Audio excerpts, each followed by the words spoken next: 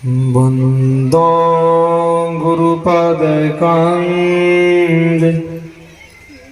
कृपा सिंधु नररूप हरि महामोहतम पुंज ज्यासु वचन रवि करनी कर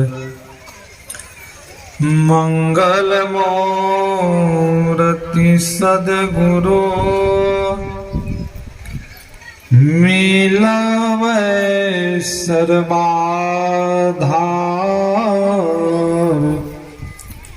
मंगलमय मंगल कदम बिनवा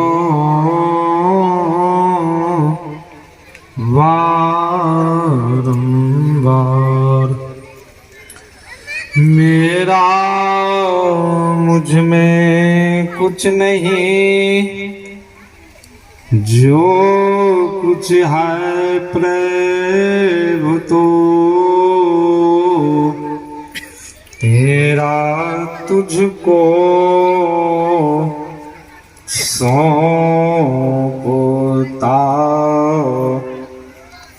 क्या लागत प्रेम मोर, क्या लागत प्रेम मोर। श्री सद्गुरु महाराज की जय। परमाराध्य आराध्य जी की श्री जुगल चरणों में कोटि सहनमन। मंचासन पूज्यपाद्याचार्य स्वामी श्री पूर्ण चेतन जी महाराज की श्री जुगल चरणों में कोटि सहनमन। मंच पर उपस्थित पूज्य गुरुजन, साधु समाज, सत्संग में उपस्थित धर्म प्रेमी माताओं एवं बहनों, सबों को मेरा नमन है। ऋषि मुनि कहते हैं सत्संग में आने से बहुत लाभ होता है, कभी कभी सत्संग में आने से हानि भी हो जाती है। कहेंगे महाराज हानि क्या होती है? तो संतों ने कहा जहां सत्संग होता है, जहां कहीं कथा होती है, वहां पर जाकर के सुनने से बहुत लाभ होता है। जब कहीं नहीं सुन रहे हैं, बातचीत कर रहे हैं, बगल वाले जो आपके बगल में बैठे हैं वो आपको कुछ नहीं कह रहे हैं, जब आपका शरीर छूटेगा तो आप अजगर बनेंगे। जो पड़ोसी आपके है वो कुछ नहीं कह रहे हैं, वह सपेरिया बनेंगे। तो सज्जनों लाभ हुआ कि हानि हुई? सत्संग में बहुतों सज्जन सत्संग सुनने के लिए आते हैं। ज्यादा खा लेने पर नींद आती है, औंधी आती है, और सत्संग सुनने के लिए तो आया है और सो रहा है, और बगल वाला पड़ोसी जब कुछ नहीं कर रहे हैं, आप सो रहे हैं, तो आप तो अजगर बनवे करेंगे, आपके पड़ोसी वो भी सपेरिया बनेंगे, आपको डब्बा में बंद कर आपको नचाएंगे, आपसे पैसा कमाएंगे। यही हानि होती। संतों ने कहा सत्संग को मनोयोग पूर्वक सुनने से आदमी उस परमात्मा को पा लेता है, उस सत्य को पा लेता है। कहाँ? इस सत्संग में आकर के सत्संग सुनेंगे, पहले सुनेंगे तब न समझेंगे, जब समझेंगे तब न करेंगे। जब समझवे न किए, सुनवे न किए, सोते रहे, तब क्या करेंगे? कुछ कर पाएंगे? संत महापुरुष कहते हैं, भक्ति निशानी मुक्ति की संत चढ़े सब धाय, जिन जिन मन आलस किया जन्म जन्म पछताए। बहुतों लोग आलस करते हैं। आलस क्या करते हैं? करेंगे न भजन, अभी समय बहुत बचा हुआ है, भजन करेंगे। किसी को पता है कब किसकी मृत्यु हो जाएगी, मौत आ जाएगी? किसी को पता है? बता सकते हैं कि हम 100 वर्ष बचेंगे, 50 वर्ष बचेंगे? है पता किसी को? किसी को पता नहीं है।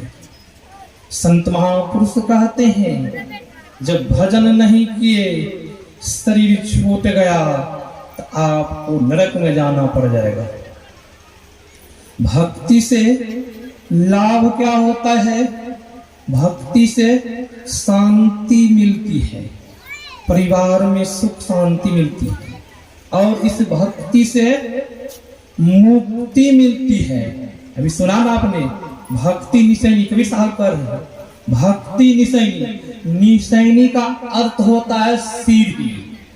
3.5 हाथ का शरीर है, अपने अपने हाथ से 3.5 हाथ का शरीर है। इस शरीर में सीढ़ी किधर लगी है? हम आपको नहीं देख रहे हैं, कहेंगे महाराज किधर सीढ़ी लगी है? संतों ने कहा इस शरीर के अंदर में 3 सीढ़ी लगी हुई है। हम आपको मकाम के ऊपर चढ़ने के लिए एक सीढ़ी लगाते हैं कि ऊपर मंजिल पर जाने के लिए। इस मकाम में 3 सीढ़ी लगी हुई है। आप कहेंगे महाराज 3 सीढ़ी क्या है? हम आप प्रत्येक मानव आंख बंद करते हैं तो आंख बंद करने पर क्या देखते हैं? अंधकार को देखते हैं। वह अंधकार नरक की सीढ़ी है। संत महापुरुष गोस्वामी जी महाराज ने कहा है, साधन भजन करके मानवों अपने अंदर में प्रकाश को देखते हैं। वह प्रकाश क्या है? वह स्वर्ग की सीढ़ी है। वह तो मानवों का कहना है इस शरीर के अंदर में कुछ नहीं है, प्रकाश भी नहीं है, शब्द भी नहीं है। संतों ने कहा इस शरीर के अंदर में प्रकाश भी है। प्रकाश है तब न आंख में रोशनी आ रही है। हम आप संसार के पदार्थ को देख रहे हैं, जब प्रकाश अंदर में नहीं रहे तो आंख में रोशनी आएगी? अंदर में शब्द है तब न बाहर शब्द निकल रहा है। कहीं अंदर में शब्द नहीं होता तो बाहर शब्द निकलता, मुंह से शब्द निकलता। वही संत महापुरुष ने कहा इस शरीर के अंदर में प्रकाश भी है, शब्द भी है, और जिस साधक को वह प्रकाश मिल जाता है, प्रकाश को अपने अंदर में देखता है, वही है स्वर्ग की सीढ़ी। फिर प्रकाश अंधकार के सीढ़ी को पार किया, प्रकाश के सीढ़ी को पार किया, उस प्रकाश में शब्द भी हो रहा है, अनाहत शब्द हो रहा है। वह शब्द कभी बंद नहीं होता है। संसार में कहीं भी शब्द होता है तो वह शब्द बंद होता है। जिस तरह से माहौल में भी शब्द होता है तो वह शब्द बंद होता है कि नहीं होता है? कि चलते रहता है, शब्द चलते नहीं रहता है। उनका समय समय है, समय समय लोग सिनेमा देखने के लिए जाता है कि दिन भर चलते रहता है। उनका समय बांधा हुआ है, फिर समय होता है, फिर चालू होता है शब्द। वही संतों ने कहा इस शरीर के अंदर में जो शब्द है वह शब्द कभी बंद नहीं होता है। और उस शब्द को जो सुनता है तो वह शब्द में गुण होता है। जिस तरह चंबुक है, चंबुक में गुण होता है। क्या गुण होता है? लोहा को खींचता है, किसके तरफ? अपना तरफ खींचता है। उसी तरह शब्द में चंबुक वाली शक्ति है, वह शब्द अपने तरफ को खींचता है। वह शब्द कहाँ से आ रहा है? तो परमपिता परमात्मा के घर से। हम आप पहले कहाँ थे? हम आप निशब्द में थे, निशब्द से शब्द में आए, शब्द से प्रकाश में आए, और प्रकाश से हम आप अंधकार में आ चुके हैं। 184 भ्रम के पोंपे अटके जाए, अब की पासा ना पड़े फिर 84 जाए। संतों ने कहा हम आप बहुतों बार भ्रमण किए हैं, बहुतों शरीर को धारण किए हैं, अब की पासा को नहीं घुमाते हैं, नहीं पलटते हैं, तो क्या होगा? अधोगति हो जाएगी। संत महापुरुष कहते वही शब्द जो है वही है अपवर्ग मुक्ति की सीढ़ी। इसी अंदर में है सीढ़ी। भक्ति करने से मुक्ति मिलती है। भक्ति निशैनी मुक्ति, मुक्ति की सीढ़ी है। जो कोई भक्ति मार्ग पर चलेंगे तब न मुक्ति को प्राप्त करेंगे। तो हम आप भक्ति किसकी भक्ति करेंगे? हमारे परमाराध्य गुरु महाराज जी ने इस भक्ति को 2 भाग में उन्होंने बांट दिया है कि जिस तरह शरीर 2 भाग में बांटा हुआ है। परमाराध्य गुरु महाराज जी ने कहा आहो भक्त सार भगति करो, आसार भगति करी संसार भ्रमत रहे। परमाराध्य गुरु महाराज जी ने कहा जब आप आसार भक्ति करेंगे तब क्या होगा? आसार भक्ति हम आप करते हैं न, मंदिर गुरुद्वारा कहाँ कहाँ हम जाते हैं भक्ति करने के लिए। ये सब क्या है? देखावती भक्ति है। इस सब भक्ति से जिस तरह बालक बचपन में खेलता है, बालक घर बनाता है, मिट्टी का घर बनाता है, मिट्टी का भोजन बनाता है, और वही बच्चा खाता है वही मिट्टी का भोजन। पुनः वही बच्चा जब घर जाता है अपनी माँ से भोजन मांगता, मम्मी मुझे जोरों की भूख लगी है, भोजन दो। मम्मी जब कहे क्या बेटा तुम तो भोजन अभी करके आया है वहां से, तो वह बच्चा क्या कहता है? वो तो मम्मी मैं खेल खेल रहा था। उसी तरह से जन्म हम आप जो पूजा करते हैं, छठ पूजा, दौड़ लगाते हैं जहां तहां, तो ये सब क्या है? बच्चों का खेल है। इससे तृप्ति मिलने वाली नहीं है। वही संत महापुरुष ऋषि अभी हम आप सुन रहे थे, भगवान श्री राम माता सबरी के आश्रम पर पहुंचे हैं और माता सबरी हर्ष प्रेम में मगन हो गई है और भगवान श्री राम से कर प्रभु आपकी स्तुति किस तरह करूं? यही विधि स्तुति करहूं तुम्हारी, अधम जाति में जरमति भारी। हे प्रभु मैं अधम जाति की हूँ, आपकी स्तुति किस तरह मैं करूं? और हम आप भगवान हम लोगों के सामना में कहीं आ जाए तो हम लोग बहुत कुछ मांग लेंगे कि मांगवे करते हैं। महाराज इनको आशीर्वाद दीजिए, इनको बाल बच्चा संतान नहीं हो रहा है, धन संपत्ति हो जाए महाराज। बहुत तरह की मन्नत करते हैं। कहीं इच्छा की पूरी होती है तब तो बाबा में शक्ति है, जब कहीं हमसे इच्छा की पूरी आपकी नहीं हुई, अरे बाबा में शक्ति नहीं है कि ऐसा हम आप बोलते हैं। तो ये संत महापुरुष कहते हैं इस तरह जब हम मन्नत करते रहेंगे कभी भक्ति पूरी होगी। यहाँ सबरी माँ भगवान श्री राम से प्रभु आपकी ये स्तुति किस तरह मैं करूं? आप बता दीजिए मुझे। भगवान श्री राम ने क्या कहा? कह रघुपति सुनो भामीन बाता, माने हुए के भगति करनाता। जाति पाति कुले धर्म बराई, धन बल परिजने गुण चतुराई।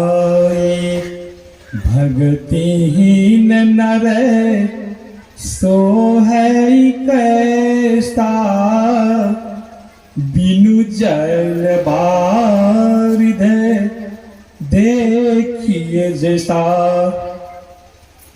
भगवान श्री राम कहते हैं सुंदरी सुनो। सवरी देखने में सुंदरी नहीं थी, उनकी अंदर में भक्ति थी। इसलिए भगवान श्री राम उनको सुंदरी की संज्ञा दे रहे हैं। सुंदरी सुनो, कोई जाति में उच्च जाति से हो, विद्वान में बहुत बड़ा विद्वान हो, उनका शरीर बहुत सुंदर हो, बहुत लंबा चौड़ा परिवार हो, मुझे ये सब पसंद नहीं है। भगवान श्री राम कह रहे मुझे ये सब पसंद नहीं है। वह नर जिस तरह बारिश लगा, आकाश में बादल लगा करके बारिश नहीं हो तो वह बादल किस तरह देखने में लगता है? शोभाहीन लगता है। हे सबरी, वह मानव मुझे उसी तरह है। मेरे नजर में वह मानव, वह आकाश में बादल तो लगाया, बारिश एक बूंद नहीं हुई, ठीक उसी समान वह नर है। देखने में तो सुंदर है, धनवान है, बलवान है, लंबे चौड़े परिवार है, मुझे वह पसंद नहीं है। तब फिर भगवान श्री राम ने क्या कहा? भक्ति करने के लिए हम लोग क्या गुरु महाराज जी तो 2 भाग में भक्ति को बांट दिए हैं। भगवान श्री राम के क्या संकेत है? भगवान श्री राम क्या कह रहे हैं?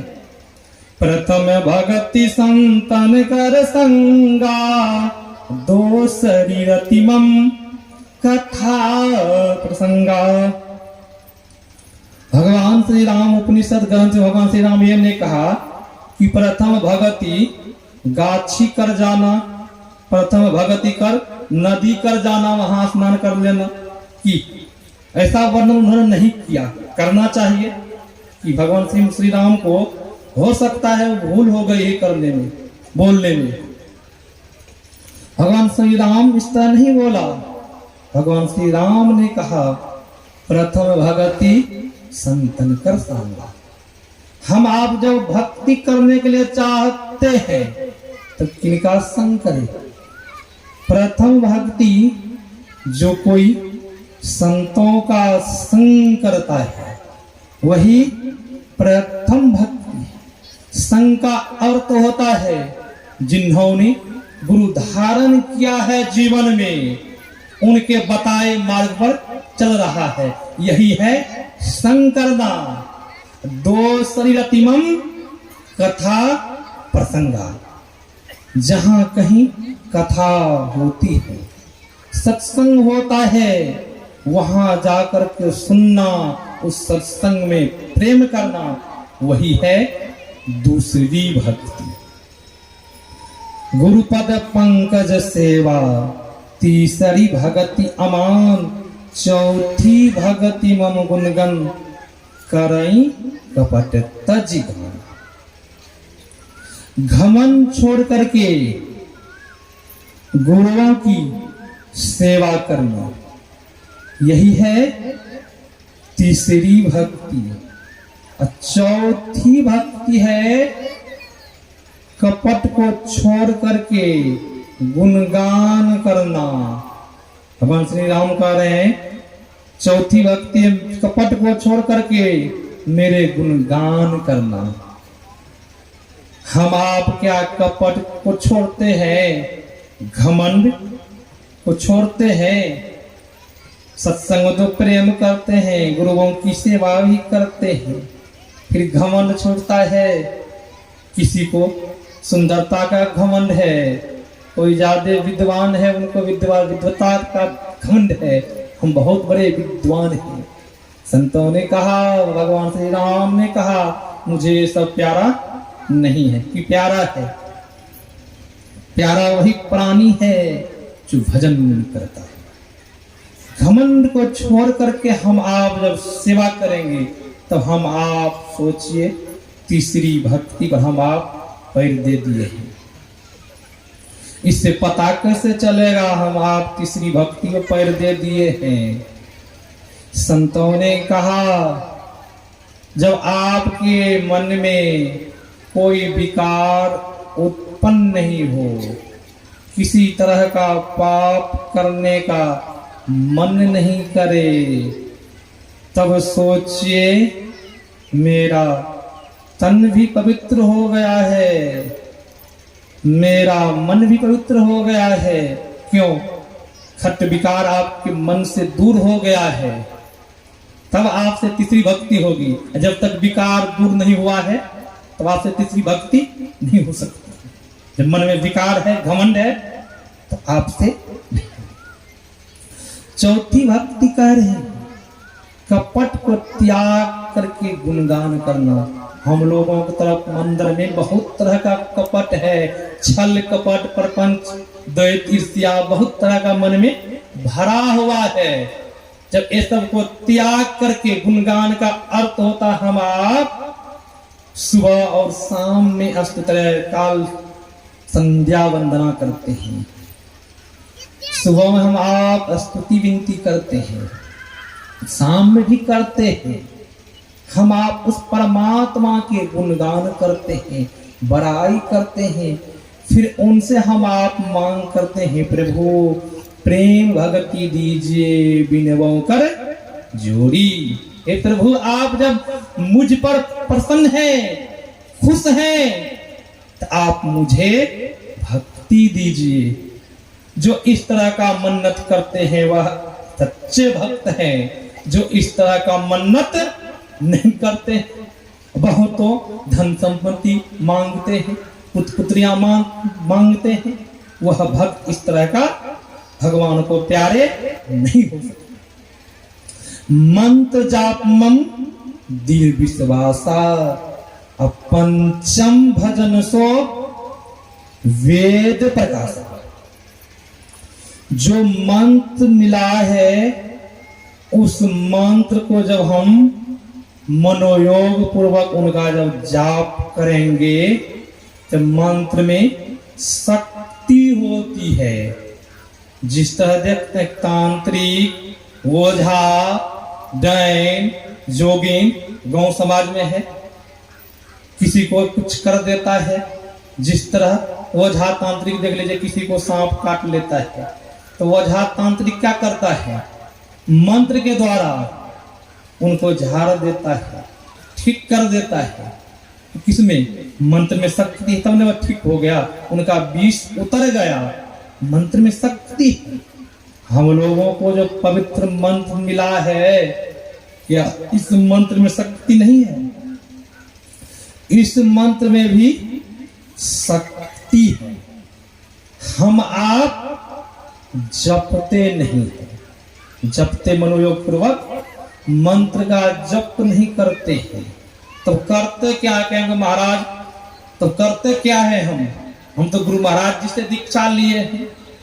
बहुत तो ऐसे कहते हैं हम तो गुरु महाराज जी से दीक्षा लिए हैं बाबा, अभी तक ध्यान में कुछ नहीं देखते। तब क्या कर रहे हैं? घास काट रहे हैं। कि यहाँ बात यही ना आ जाएगी? तो कर क्या रहे हैं जब कुछ नहीं देख रहे हैं? तो संतों ने कहा, आप घास नहीं काट रहे, आप कर क्या रहे हैं?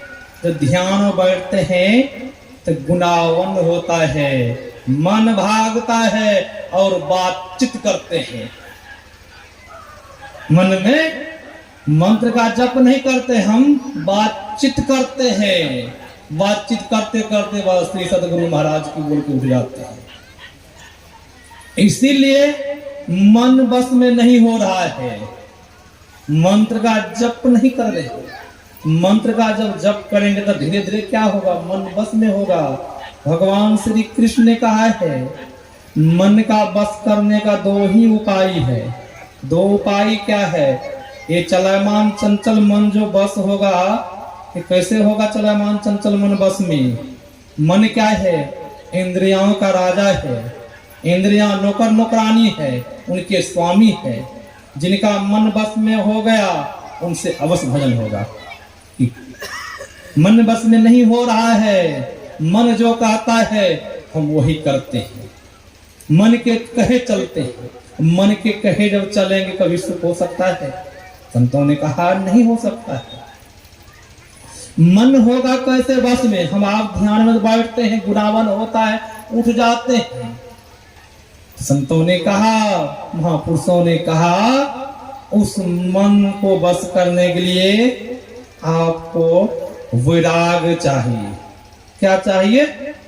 वैराग चाहिए। वैराग का अर्थ होता है क्या? त्याग चाहिए। त्याग होगा धन संपत्ति परिवार से तो न वैराग उत्पन्न होगा। यहाँ तो त्याग तो है नहीं, और चाहिए और चाहिए। सबों का आज है फिर भी नहीं, अब नहीं हुआ है, और कर रहे हैं, तो कहां से मन बस में होगा? होगा बस में मन। यहाँ त्याग नहीं हो रहा। जब तक त्याग नहीं होगा तब तक वैराग नहीं होगा। जब तक वैराग नहीं होगा तब तक भक्ति आपसे नहीं होगी। उसने कहा जब वैराग, हम आप तो गाने के लिए गाते है नहीं कोई संसार में, और कहने के लिए कहते हैं, सबको अपना ही मानते हैं कि पराया कहीं मानते हैं। खीरा को देखे हैं, खीरा सगे संबंधी दोस्त मित्र के साथ में रहते हैं। जब उनको तोड़ करके लाते हैं सदगृहस्थ, जब उनको छिलाई करते हैं, जब फाड़ते हैं, तो वह खीरा कहता है, क्या कहता? संकेत करता है, भाई मैं तो सबके साथ में रहता हूं, मैं सबसे अलग रहता हूं। कि जिस तरह एक संत वे हैं राम कृष्ण जी महाराज, उन्होंने कहा राजाओं के यहाँ नौकरानी काम करती है, तो नौकरानी जो काम करती है उनसे जब पूछते हैं गांव समाज के आदमी, ये धन संपत्ति मकाम हवेली किनका है? तो नौकरानी कहती है ये हवेली धन संपत्ति सब कुछ मेरा है। और नौकरानी का मन जानता है उस मालिक का हुक्म होते ही सब कुछ छोड़ करके चला जाना पड़ेगा। होता है मन, का मन कहता है। उसी तरह वैराग तब उत्पन्न होगा जब संसार में हम आप त्याग को लाएंगे, तब वैराग उत्पन्न होगा। जब वैराग उत्पन्न होगा तब आपसे अभ्यास होगा, जब अभ्यास होगा तब आपसे भजन होगा, जब भजन होगा तब आपको मुक्ति मिल जाएगी, तब परम कल्याण को हम आप पा लेंगे। घंटी बज रही है, यही आप लोगों को सेवा मैंने सुनाया। श्री सदगुरु महाराज की जय।